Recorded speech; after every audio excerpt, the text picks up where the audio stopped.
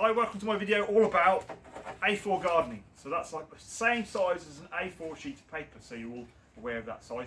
And this is called a seed tray. And what we're going to do about today is what's called the A4 allotment. That's where we can grow pretty much what you would grow in an allotment, but on an A4 size garden. And you can take it anywhere. It's not like an allotment that you have to go to. You can take it, put it on your windowsill, put it in your back garden. If you've got a little greenhouse at home, you can do it there.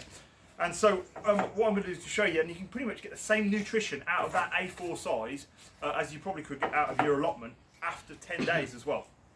So what we're going to look at first of all is we're going to use some plastic, and I know plastic's sort of a big no-no, but these are recycled, and we are working on finding a better organic alternative to this. But like if you've got something like this that you want to reuse again, so like without the single-use plastic or whatever like that, you can actually reuse these again. And the key to that is I've got some hydrated lime here. That's, you can see there. It's what I'm going to do is I'm going to mix it in some water here, and you can hear it fizzing away there. I'm going to stir it up with my magic stick.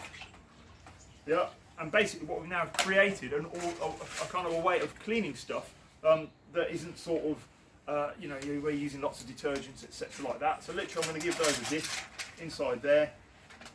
Take them out and give that one a dip in there. And now, so a lot of what you thought was single-use plastic has now begun to be something that you can use again and again and again. So I'm going to put the seed tray in there. It doesn't quite fit, so I'm going to turn it around the other way as well. And that lime in the water will kill any of the diseases and pests that are in there. We're not worried about getting all of the soil out, although give them a bit of a brush down before, that would always help. But now that lime solution has meant that it's killed most of the pests and diseases and things that are sort of fungal based diseases that would be in there that we don't want these young seedlings to get. So what we're going to look at doing is making a mix to grow the seed in. And so what we're going to do is, again, we're going to use some garden lime, not like the hydrated lime that you saw there. This is gardening lime. I've got some compost here. I'm going to sprinkle a bit of that over the top. And then the other thing that I like to add for a seed mix is ash. Now it's not coal ash. This is wood ash. And I mix a bit of that in, and that keeps the soil sweet, and it keeps the growth. It makes the growth stronger and harder, and it's great. Those two things are great for a seed mix. You don't need any fertiliser or feed at this point because the seeds aren't going to be there that long to be able to take up those nutrients. And so all I'm going to do now is quickly mix that in, and this is our organic compost mix. It's made with loam. A loam-based compost that we have pasteurised, so which is great for around seedling. It contains things like leaf mould and weeds and grass cuttings and cardboard and things like that. And it is what we call a vegan mix, which is means that we haven't used any animal-based fertilisers in here. No manures or anything like that. So it's really great for anybody that's following a strict vegan plant-based diet, because anything that you're eating like a plant, if it's grown in stuff that's come from animals, it kind of defeats the object of what you're trying to do. So this is the vegan friendly mix that we've done, and what I'm going to do is sieve that now into this container. And the great thing about this is we've got a liner here that's got 5 strips. Yeah, so we can grow, if we wanted in there, 5 different types of seed. And what I'm going to show you how to grow today is something called microgreens. And microgreens are small seedlings that come up from vegetables. We're going to grow wheat today. You can grow sunflowers, you can grow cabbages, you can grow cress, you can grow lettuce like this. So most of the vegetables that you grow, you can use as and harvest them as microgreens. And what you're doing is you're taking the seedling and you're cutting the new leaves that are on there, which are called the cotyledons. And the cotyledons are the seed leaves that help the plant to develop and grow and produce lots of roots. And what happens is that is full and packed with nutrients. Sometimes some of the seedlings are 40 times more nutritious than if you waited till they became a vegetable. And so all of that can happen within about 10 days. And so what it means is you're not waiting 3 months. And this is great for the environment because you're not using up lots and lots of valuable resources. You're getting something that's pretty quick. And you can pretty much add these to anything. You can stick them on your Big Mac and that will make it like 200% times more nutritious than what it actually is. So what we're going to do is sieve the compost into the 5 strips, like so. And this doesn't necessarily have to be just about microgreens. You can grow a lot of different types of seeds like this. It doesn't have to be just about microgreens. You can grow a lot of different seeds. So like this time of year, we're in the autumn now, you grow a lot of perennial seeds this way. And so we've got them in this container. The great thing is now you're in control of this container, and what I'm doing is I'm just pressing it down, making sure that it's nice, we're firming it in, making sure it's pressed into all the different cells. And then I'm going to expose all the outside edge like so. And now what we're ready to do is what's called a drill press. So we've made our own drill press that fits the 5 things like that, and it's like a seed drill that you put in the ground, but we're going to do it in a container. And what it means is it helps you to sow things in a nice precise way. So if you haven't got one of these, you can use a piece of cane like that that's been done at the same length, and all we're doing, we're putting two lines into each cell. You see that there? So it's 2 lines into each cell. I've just done that with a bamboo cane. I cut it to size and I've made the 2 lines. But when you're doing it en masse like we are here, we produce probably about 1,000 seed trays like this. We've got a press here that's very specific that works. We'll close it up together like that, and we're going to press it in, really press it down, press it in, really press it. And then you'll see we've got our drill press that is complete there. So we've got all of the lines. So we now have 10 lines that are in there, which means that we've got 2 rows of seeds per line. So what I'm going to use for this wheatgrass is a really great microgreen, very easy to grow. It's like growing grass. Grass seeds is dead easy to do, and it's really cheap and easy to get hold of. I just buy organic chicken feed, and so basically it does have a mixture of other bits of like crushed sweet corn and stuff like that in, but you can see the wheat seeds is predominantly there. And literally what you're then going to do is I'm going to put a really thick layer down here in each line. So this is your microgreen line. A nice big thick layer, plenty of it. And the great thing about wheatgrass is you can grow it and snip it and use it for all sorts of different things. So you can eat the microgreen leaves pretty much straight away raw, or it goes great in smoothies. A lot of people put wheatgrass into smoothies. And so that's how I would do it for the microgreens. You can see I'm doing quite a thick layer because we want plenty of microgreens, and the seedlings aren't going to be there that long. And we're going to snip them, we're going to cut them, we're not going to actually transplant them, we'll prick them out.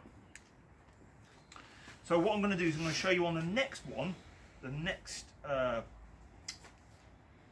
cell, how you would do it if you were going to prick them out and transplant them on, and you were growing these plants, like for example it might be a perennial that you're growing, or it might be an annual that you're growing.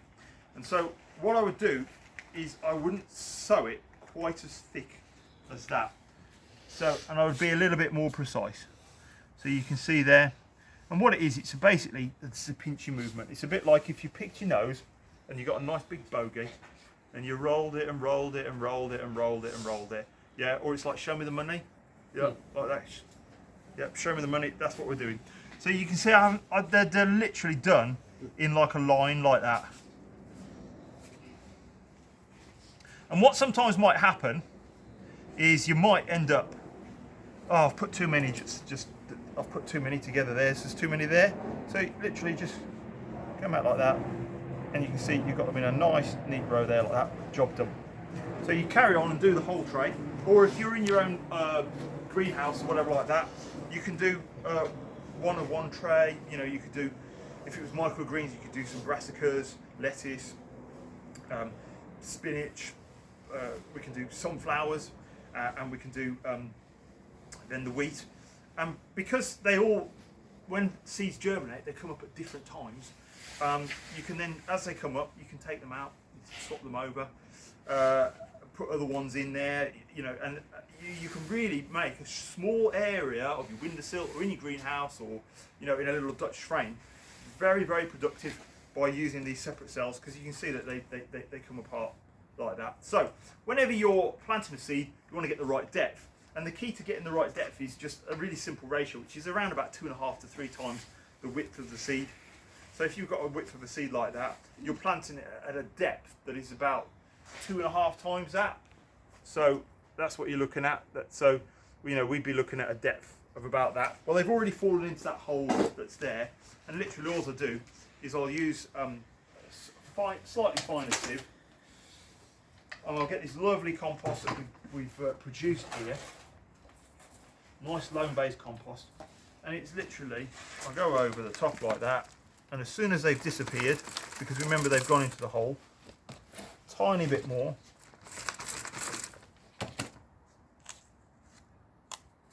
So you can see the holes that are there. Yep, those are there. So I can press that soil down a little bit now, and then all that's left for me to do then is to water it. So whenever you're watering stuff like this, don't just get the watering can. Make sure it's got a rose on it, or fill up a tray like this, yeah, and put it inside a dip. So fill the tray up about 1 inch of water, put it in the dip, leave it there for about half an hour.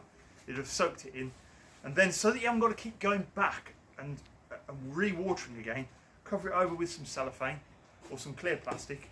Make sure that the water's on that clear plastic, and then after about a few days you can just keep going and tapping the plastic. The condensation will fall off and you'll see the greens starting to come up. And as soon as you see them starting to push up at the plastic, take the plastic off, and then you've got to then remember to water it every day. But that's how you sow seeds into containers, and this is on a commercial basis. So we're using our plastic seed tray. It's an A4 size seed tray. We're using the 5 inserts that go in there. Remember, we were washing the trays inside a solution with hydrated lime, which is kind of like your building lime, dipping them in there, and that was killing most of the diseases, etc. We used a vegan-friendly compost. We added a little bit of lime, and we also added wood ash, not coal ash, and we sieved it into the tray. We pressed it down, and then we created the drills, and you can either use a drill press like what we use, what we have here, or it's as simple as just cutting a piece of cane that's that length that will fit in to create 2 lines. So eventually you've got 10 lines. Then it was, remember, the show me the money or pick your nose and roll a bogey. Quite thick if you were doing microgreens, quite thin and precise if you were going to eventually prick them out. And the reason for that is the microgreens are going to be cut, they're going to be harvested in that way, they're not going to be dug up, which is when you're pricking out, you're going to be digging them up. So if they're all too close to each other, what's going to end up happening is they'll just get all tangled up. So that's the sort of the main difference between if you're doing the microgreens or if you're growing stuff such as bedding plants or perennials. And remember, for the microgreens, you can use bird feed, so you can get wild bird food, you can get sunflowers. Don't get the hearts, get the whole sunflower seeds. We've got in here as well, we've got wheat and barley. And again, most of the vegetables that you put in, I think the few that you don't do are things like tomatoes and peppers and chilies and those types. Generally speaking, it's more of the stuff that goes outside, like your lettuce, brassicas. You know, that includes all of your cabbages, includes your broccoli, and also you can do the chard and spinach. They all work really well, but it all fits into a nice, neat A5 garden. The end.